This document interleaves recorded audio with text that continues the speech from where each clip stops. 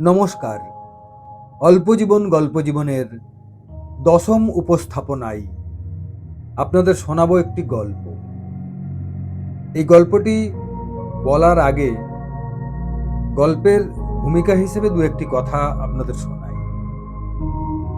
যারাই পুরী বেড়াতে যান তারা নিশ্চয়ই কোনারকের সূর্য মন্দির দেখতে যান। অপূর্ব বেলেপাথরে তৈরি বিশাল যে সূর্য মন্দির, সেই মন্দির দেখতে গিয়ে আপনাদের মতো আমিও বিস্ময়ে হতবাক হয়ে যাই। এখানেই গাইডের মুখে শুনতে পাওয়া যায় কোনারক মন্দির নির্মাণের অনেক কিংবদন্তি। সেই কিংবদন্তি শুনতে শুনতে কল্পনায় মিশিয়ে একটি গল্পকে আমি নির্মাণ করেছি, সেটাই আপনাদের শোনাতে চাই। গল্পটি যদি আপনাদের ভালো লাগে তাহলে একটি লাইক দেবেন, আর এই অল্প জীবন গল্প জীবন চ্যানেলটিকে যদি সাবস্ক্রাইব করেন আমি অত্যন্ত খুশি হব। তাহলে শুরু করি কোনারক আর ধর্মদাসের গল্প। শ্রীকৃষ্ণপুত্র শাম্ব এক চরম অভিশাপে নিমজ্জিত হয়। তার সারা দেহ কুষ্ঠরোগে ভরে যায়। মানসিক ও শারীরিকভাবে বিপর্যস্ত শাম্ব তখন ভগবান ব্রহ্মার পরামর্শে চন্দ্রভাগা নদীর তীরে বসে সূর্যদেবের তপস্যায় মগ্ন হন। দীর্ঘকাল তপস্যা করে তিনি সূর্যদেবকে প্রসন্ন করেন। সূর্যদেবের বরে শাম্ব তখন কুষ্ঠমুক্ত হয়ে পূর্বরূপ ফিরে পান। সেই কিংবদন্তি শুনে রাজা নরসিংহদেব দ্বাদশ শতাব্দীতে কলিঙ্গের গঙ্গাবংশীয় রাজা সূর্যদেবের পরম ভক্ত হয়ে গেলেন। প্রতিদিন প্রভাতে সমুদ্র স্নান সেরে সূর্য প্রণাম করে দিনের কাজ শুরু করতেন তিনি। একদিন প্রাতঃকালে মেঘের আস্তরণে ঢাকা আকাশের দিকে তাকিয়ে জোর হাতে তিনি প্রার্থনা করছিলেন। মনটা বড় আঁকুপাঁকু করছিল সূর্যদেবকে একটুখানি দেখার প্রত্যাশায়। এমন সময় মেঘের ভিতর থেকে কে যেন বলে উঠলেন, এইভাবে আলো ছায়ার লুকোচুরির মধ্যে না পড়ে তুই বরং তোর আরাধ্য দেবতার নামে একটা মন্দির প্রতিষ্ঠা কর, আর সেখানে মূর্তি প্রতিষ্ঠা করে উপাসনা ও নিত্য সেবা কর। এদিকে বিধর্মী আক্রমণকারীরা তখন দিকে দিকে রাজ্যগুলিকে আক্রমণে আক্রমণে বিপর্যস্ত করে তুলছে। তাদের হানাদারিতে লুঠতরাজে উদ্ভ্রান্ত প্রজা থেকে শাসককুল। সন্ত্রস্ত নারীরা কখনো নদীতে ঝাঁপ দিয়ে, কখনো বা জহর ব্রত পালন করে আগুনে আত্মাহুতি দিয়ে সম্মান বাঁচাচ্ছেন। এমনই সময়কালে বীর রাজা নৃসিংহদেব বিদেশি হানাদারদের পরাজিত করে নিজের রাজ্য রক্ষা করতে সমর্থ হলেন। আর সেই রাতেই রানীর সঙ্গে একান্তে পরামর্শ করে রাজা সিদ্ধান্ত নিলেন জয়ের স্মারক হিসেবে তিনি সূর্য মন্দির প্রতিষ্ঠা করবেন। রাজার সঙ্গে রানীও মেতে উঠলেন পরিকল্পনা কর্মে। দীর্ঘদিন ধরে একটা মন্দির প্রতিষ্ঠার সংকল্প যে তাঁরও ছিল মনের অন্দরে। রাজা তার ১২ বছর বয়সে স্বপ্ন দেখেছিলেন রাজ্যের অধীশ্বর হবেন। ১২ বছরের এক সুন্দরীকে বিয়ে করেছিলেন বাংলা মাসের ঠিক ১২ তারিখে। সেই থেকেই রাজার শুভ নম্বর হয়ে উঠেছিল ১২। মন্দির প্রতিষ্ঠার লগ্নে রাজা তাই তার প্রিয় ১২কেই সঙ্গী করলেন। ঠিক হলো ১২ বছর যাবৎ রাজ্যে যা রাজস্ব আদায় হয়েছে সেই সমস্ত খরচ দিয়ে ১২০০ একর জায়গায় তার উপাস্য দেবতা সূর্য মন্দির প্রতিষ্ঠা হবে। রানী বললেন, দারুণ হবে, তবে এই মন্দির যেমন তেমন প্রকারে হবে না। তিল তিল করে তিলোত্তমার মতোই গড়ে উঠবে তোমার কাঙ্ক্ষিত সূর্য মন্দির। আর সেই কর্মযজ্ঞে নিয়োজিত হবে ১২০০ শ্রমিক। তার একজন বেশিও নয়, কমও নয়। রানীর প্রস্তাব মনে ধরল রাজার। সেই মতোই তিনি পরিকল্পনা করলেন। রাজসভায় ঘোষিত হলো সমস্ত পরিকল্পনা ও শর্তাবলী। ঢেঁড়া পিটিয়ে নগরে নগরে রাজাজ্ঞা ঘোষণা করলেন রাজ কর্মচারীরা। উপকথাটা শুনতে শুনতে তোরা চলে গিয়েছিল প্রাচীনকালে। মানুষ চক্ষে সে যেন স্পষ্ট দেখতে পাচ্ছিল রাজা, রানী, শ্রমিক, সমুদ্র, সূর্যদেব। 12 সংখ্যাটা হঠাৎ তার মনেও একটা অভিঘাত সৃষ্টি করল। 13 সংখ্যাটা শোনা ছিল অশুভ বলে, আনলাকি 13। কিন্তু 12 সংখ্যাটা কি সবার জন্য শুভ হয়ে আসে? পাশা খেলায় কৌরবদের কাছে সর্বস্ব হেরে গিয়ে পাণ্ডবেরা 12 বছরের জন্য বনবাসে গিয়েছিল। পিতৃসত্য পালনের জন্য স্ত্রী ভ্রাতা সহ রামের 14 বছরের বনবাস জীবন ধরলে 12, 13, 14 সব সংখ্যাগুলোই তো অশুভ।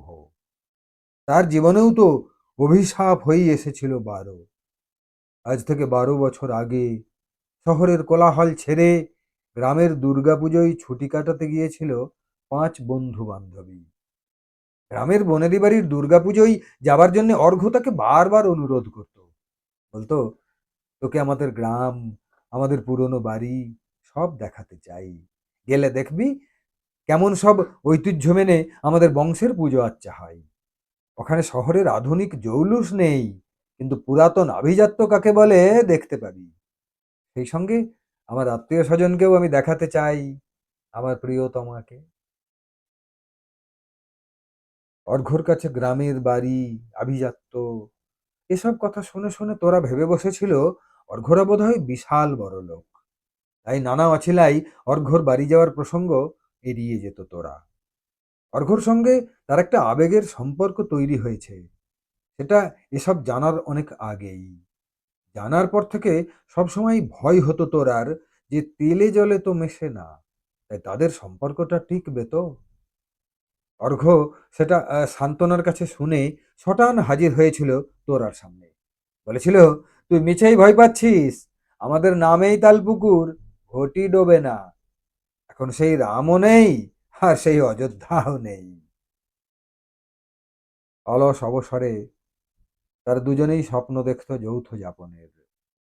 অর্ঘ্য বলতো, গ্রামের যেটুকু অবশিষ্ট আছে সেটা অন্য শরিকের কাছে বিক্রি করে কলকাতাতেই একটা ফ্ল্যাট নিয়ে আমরা সুখের সংসার পাতব।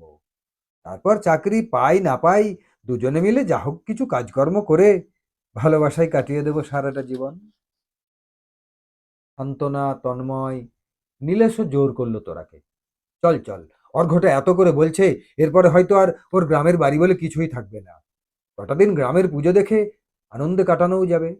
সেই সঙ্গে এই সুযোগে তোর আদি শ্বশুর বাড়িটাও দেখে নিতে পারবি। তোরা মুখ বেঁকিয়ে অনুযোগ করলেও ভেতরে ভেতরে সেও চাইছিল নিরালায় কয়েকটা দিন মনের মানুষদের সঙ্গে নির্ভেজাল ছুটি কাটাতে। শহরের কর্মব্যস্ত ধুলি ধোঁয়া দূষরিত জীবন থেকে হাঁপ ছাড়বার জন্য মনটা তারও যে হাঁকুপাকু করছিল।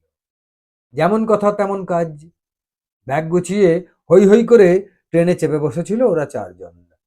2.5 ঘন্টার ট্রেন জার্নি সেরে আরও 40 মিনিট বাসে যেতে হয় অর্ঘ্যদের কাছাকাছি বাস স্টপে পৌঁছানোর জন্য। সেখান থেকে আবার ভ্যান রিক্সায় চেপে অর্ঘ্যদের বাড়িতে পৌঁছতে সন্ধ্যা হয়ে গিয়েছিল। অর্ঘ্য তো চতুর্থীর দিনই ভোরবেলা চলে গিয়েছিল মেস থেকে। ওরা পৌঁছলো ষষ্ঠীর সন্ধ্যায়। গ্রামের পথে যেতে যেতে কাশফুলের মাথা দোলানো অভ্যর্থনায়, ঢাকের মিষ্টি শব্দে সারা দিনের সমস্ত ক্লান্তি দূর হয়ে এক লহমায় মন ভালো হয়ে গিয়েছিল সব। আনন্দে উচ্ছ্বাসে হা দিয়ে কেটে গেল 4টে দিন রাত। অর্ঘ্যদের বাড়ি সহ ওদের সারা পাড়ার লোকই এই কদিনে যেন আত্মীয় হয়ে গেল ওদের। সকাল সন্ধ্যায় বাড়ির পাশের পাড়ার পুজো দেখে ভালো মন্দ খাওয়া দাওয়া, আর র্যান্ডাম চলল গ্রামের 3টে পাড়া চষে ফেলা। কখনো দুপুরে খাওয়ার পর পাশের ডোবায় ছিপ ফেলে মাছ ধরা, তো কোনো বৈকালে আম জাম তাল বাগানের মাচায় বসে দেদার আড্ডা মারা। অবশেষে এলো বিজয়া দশমীর মন খারাপ করা সকাল। পরদিন চলে যেতে হবে বলে ওরাও মন খারাপ করে বসেছে।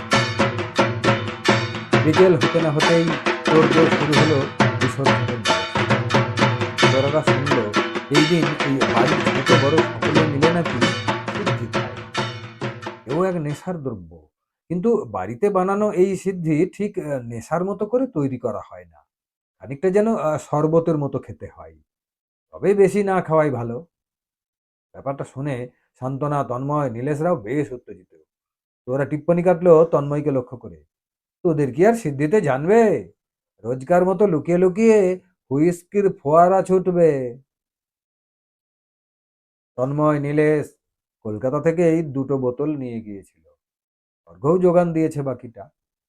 তবে তোরা দেখেছে অর্ঘ্য বিশেষ খায় না এসব। বন্ধুদের সঙ্গ দিতে এক কি দু পেগ খেয়েছে।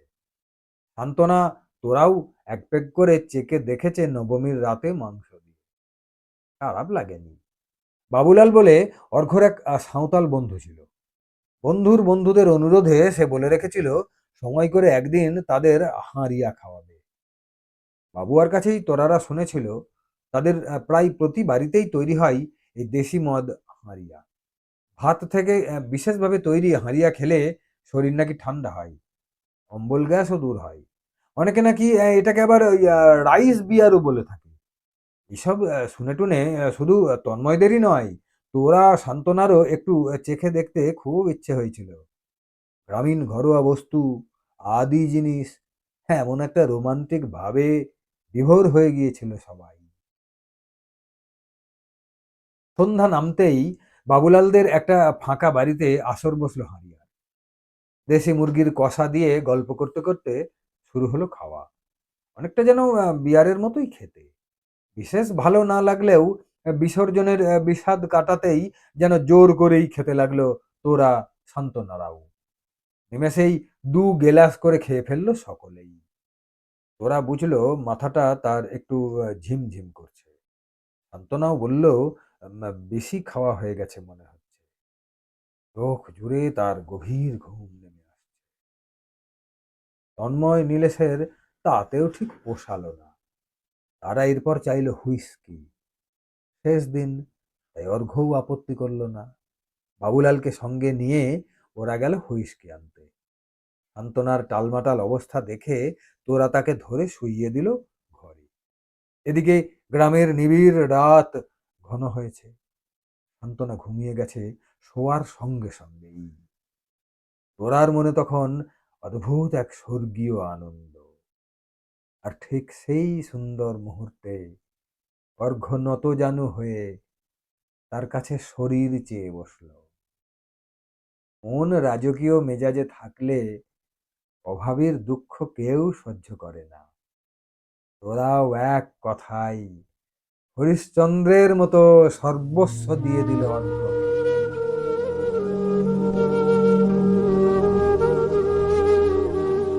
12 বছর আগের কথা,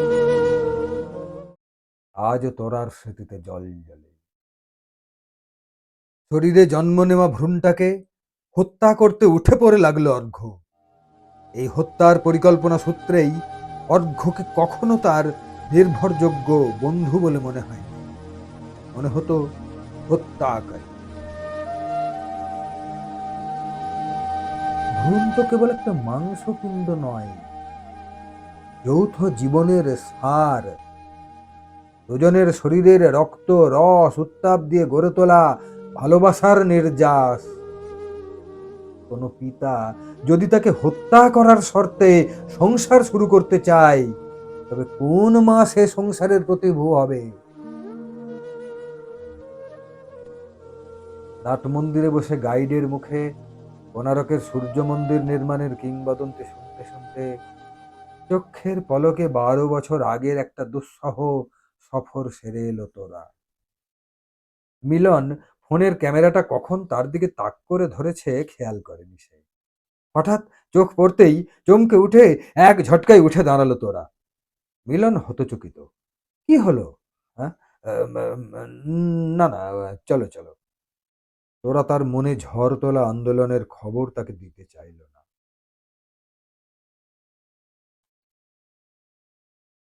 এগোতে গিয়ে তোরা দেখলো কিছুটা দূরে গাইড দাঁড়িয়ে আছেন তারই দিকে তাকিয়ে। তোরার মনে হলো গল্প শুনতে শুনতে সে কি ঘুমিয়ে গিয়েছিল। ক্লান্তিতে অনেক সময় এমনটা হয়, বিশেষ করে বই কিংবা খবরের কাগজ পড়তে পড়তে ইদানিং প্রায় সে হঠাৎ হঠাৎ ঘুমিয়ে যায়। আর সেই ছোট্ট ছোট্ট ঘুমের মধ্যে এসে জড়ো হয় ছোট ছোট নানা স্বপ্নের কোলাজ। এখন তো সে বই পড়ছিল না। তবে তবে আর কি, কাল রাতে ঘুম কম হয়েছে। ভালো ভালো নিরীহ দেখতে হলে কি হবে, মিলনের ভালোবাসার পাগলামিতে না মেতে উঠে উপায় আছে? পুরীতে প্রথমবার হানিমুন করে যাওয়ার পরও যতবার তারা পুরী এসেছে, ততবারই নাকি মিলনের হানিমুন পর্ব। হাসি মুখে গাইডের কাছে এসে দাঁড়াতেই গাইড তোরাকে বললেন, ম্যাডাম, একবারও ভেবে দেখেছেন কি, নামে মন্দির, অথচ কোনো বিগ্রহ নেই, পুজো আচ্চা হয় না। কোথাও এমন মন্দির দেখেছেন? দেখেছেন কোথাও মন্দিরের সর্বত্র জুতো পরে ঘোরা যায়? তাই তো, এর আগে বহুবার তোরা এসেছে কোনারকে, পুরী এলেই আসে। একবার ভুবনেশ্বরে এসে মিলনের অফিস ট্যুর থেকেও ঘুরে গেছে। বিশাল এই অনন্য সাধারণ কারুকার্য শোভিত মন্দিরের গঠনশৈলী দেখে চমৎকৃত হয়েছে বারবার। কিন্তু তার গড়ে ওঠার কাহিনী, এমন সব ছোট ছোট খেয়াল না করা অনুপুঙ্খ, সে তো শোনেনি কখনো, দেখেনি ভালো করে। হ্যারির গল্প শোনার থেকে ছবি তোলাতেই মন বেশি। আপনি বরং শুনুন কাহিনীটা, দারুণ রোমহর্ষক কাহিনী। শুনলে বুঝবেন কেন এই মন্দিরকে অপবিত্র বলা হয়। আর সেই কারণেই গাইডের মুখে অপবিত্র কথাটা শুনে চমক লাগলো তোরা। মিলনের সঙ্গে প্রথম রাতে ঘনিষ্ঠ মুহূর্তে নিজেকে বড় অপবিত্র মনে হয়েছিল তার। ব্যাস, এই একবারই ঝটিতে উড়িয়ে দিয়েছিল সেসব বিলাসিতা। বিলাসিতাই মিলনকে কোনো শর্ত দিতে হয়নি। সে নিজের ইচ্ছেতেই সন্তান সহ তোরাকে গ্রহণ করেছিল পরম ভালোবাসায়। ও সন্তান আর অর্ঘ্যর নয়, মিলন আর একান্তভাবেই তার, তাদেরই যত্নে লালিত পালিত হয়েছে ও। তোরা নিজেকে কখনো অবলা কিংবা অসহায় ভাবেনি। সম্মানহীন জীবনের ভাবনা তার মনে আসেইনি কখনো। মিলন তাকে সযত্নে গ্রহণ না করলে সে একাই কাটিয়ে দিত জীবন, একক মাতা হয়ে। বারবার তার স্মৃতিতে ঘুরে ফিরে আসে এক রাতের কথা, যে রাতের এক ভয়ঙ্কর স্বপ্নে দেখা দিয়েছিল গর্ভে থাকা নামহীন অচেনা এক মানব শিশু। সে রাতে জন্মপূর্ব সেই সন্তান তাকে বলেছিল, আমাকে হত্যা করো মা, নইলে আমি আত্মহত্যা করে তোমাকে লজ্জা থেকে বাঁচাই। বিকট না চিৎকারে স্বপ্ন ভেঙে জেগে উঠেছিল তোরা। গাইডের ডাকে সম্বিত ফিরল তোরার। গাইড সুরজ তোরার দিকে চেয়ে ততক্ষণে শুরু করে দিয়েছে তার অসমাপ্ত কাহিনী। কারিগরদের মধ্যে যিনি ছিলেন প্রধান স্থপতি, সেই বিষ্ণু নারায়ণ যখন মন্দির নির্মাণের জন্য বাড়ি থেকে রওনা হন, ঘরে তখন তার স্ত্রী গর্ভবতী। যথাসময়ে তিনি এক পুত্র সন্তানের জন্ম দিয়েছেন। নাম রেখেছেন ধর্মদাস। স্বাভাবিকভাবেই পিতার কানে সে খবর পৌঁছয়নি। তিনি ব্যস্ত রাজা রানীর স্বপ্নের সৌধ নির্মাণে। 12 বছরের সময়সীমা শেষ হতে তখন আর মাত্র কয়েকটা দিন বাকি। মন্দির নির্মাণও প্রায় সমাপ্তির পথে। গোল বাঁধলেও মন্দিরের চূড়ায় মঙ্গল কলস স্থাপনে কোনো শ্রমিকই আর সে কাজে সফল হতে পারছে না। এদিকে বিষ্ণু নারায়ণের 12 বছরের পুত্র ধর্মদাসের আর তর সইছিল না।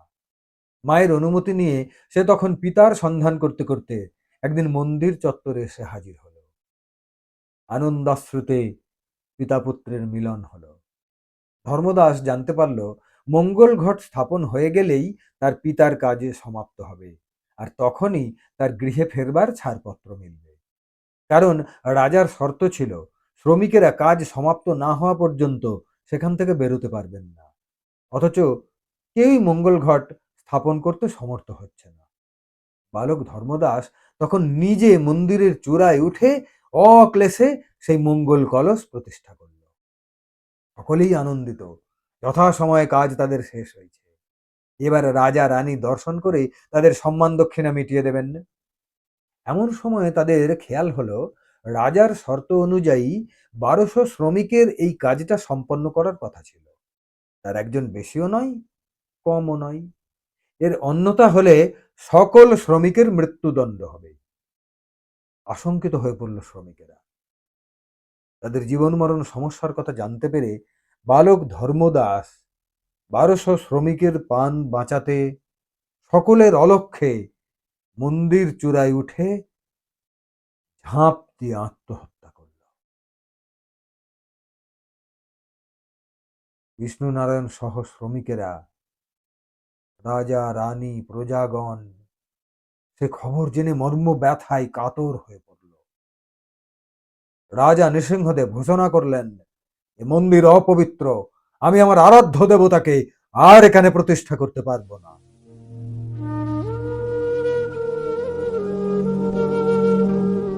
তোরা নিবিষ্ট হয়ে শুনছিল গাইডের বর্ণনা। তার মানস চক্ষে জেগে উঠছিল একের পর এক দৃশ্যপট। মিলন তখনও চারদিক ঘুরে ঘুরে নানা ভাস্কর্য ক্যামেরাবন্দি করছিল। আর 11 বছরের ছেলেটা, তোরার ভালোবাসার ফসল দেবাশিস, ছুটতে এসে হঠাৎ চমকে দিয়ে মায়ের বুকে ঝাঁপিয়ে পড়ে জড়িয়ে ধরল তার নরম দু হাত দিয়ে।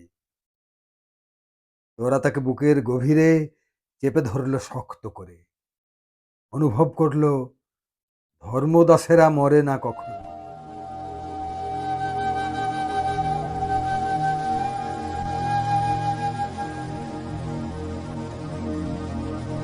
এতক্ষণ শুনলেন কোনারক আর ধর্মদাসের গল্প। ধন্যবাদ, ভালো থাকবেন।